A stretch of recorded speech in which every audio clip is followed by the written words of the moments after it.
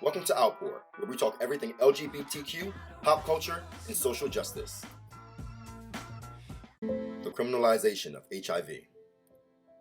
Facilitated by Aaron Imani.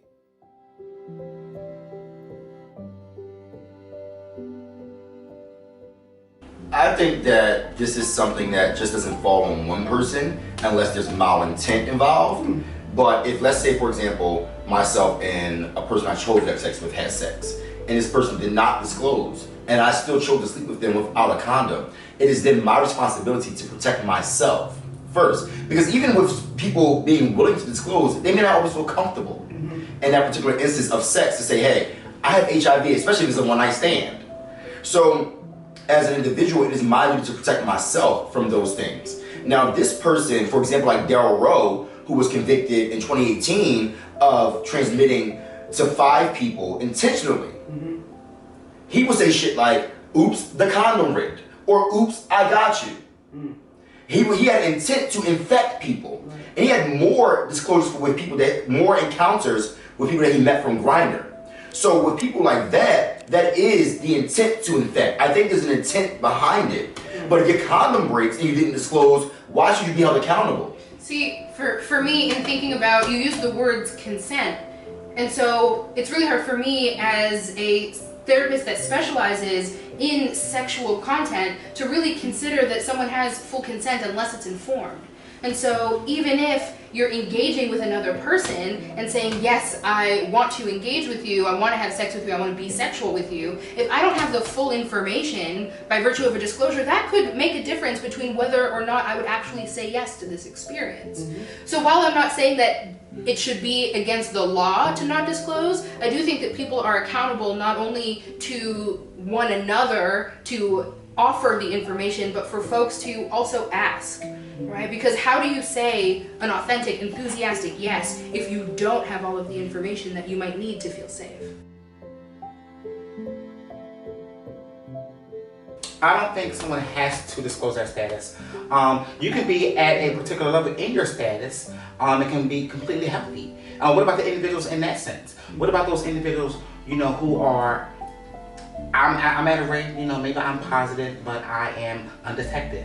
So I still have to disclose my status with somebody if I want to be sexually or intimate with someone? I don't think at that level, no. So I think one of the things you're bringing up is kind of like a new concept of you equals you. I feel like within like the past year or so, there's been like a huge push of you equals you, meaning undetectable equals untransmittable. Absolutely. Meaning if someone is undetectable, they have an undetectable viral load, they've been taking their medication for at least 6 months, they have a viral load of less than 20 copies in their blood, that person is scientifically not going to transmit HIV to someone else. So I get what you're saying in a sense, but we've had these laws on the books, whereas people pose no risk for transmission, and they still have been convicted of and have had sentence enhancements for living with HIV. So I think that's the conversation here. I think that's part of the problem is there is a stigma, and there always has been a stigma that surrounds persons with HIV. But we don't stigmatize anything else, any other STDs or STIs. So when it comes to HIV, you say, you know what, if you're positive, you better fucking tell me. Right? But if you tell me you're positive, what am I going to do at that point? Walk my black ass out the door. So for people who are positive, this is why I say I don't think people should be required to disclose until it's an instance where we're now partners. If we're having a one-night stand, we met on Jack, I don't think I'm required to tell you if I'm positive. Because, now if you ask me, maybe I should say, okay, well, yeah, I am. But if you come into this situation like most people do off of Jack, Grindr, Tinder, and everything else, is you hook up with somebody, most people don't ask.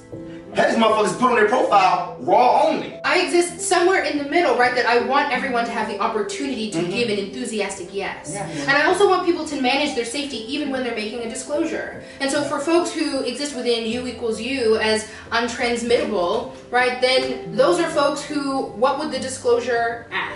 Right?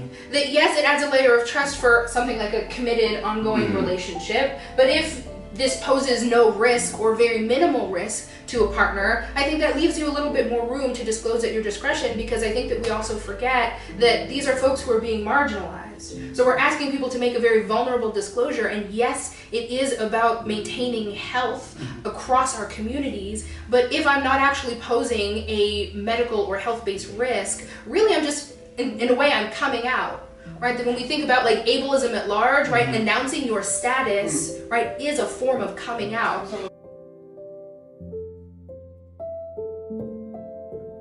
In order to be charged with assault or attempted murder through criminalization of HIV, that whole platform, right, that whole book of codes, you have to first know that you're positive. Yeah.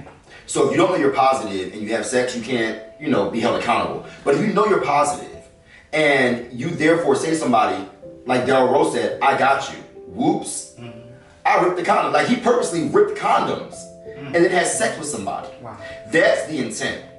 And he was like, he literally called his victims and said that he did this to them. He said, oh, guess what? I got HIV. Wow. And he purposely did not disclose his status on Grindr. He waited until he got you over there, had sex with you, and then will call you back and say, I just gave you something you cannot get rid of that's going to change your life.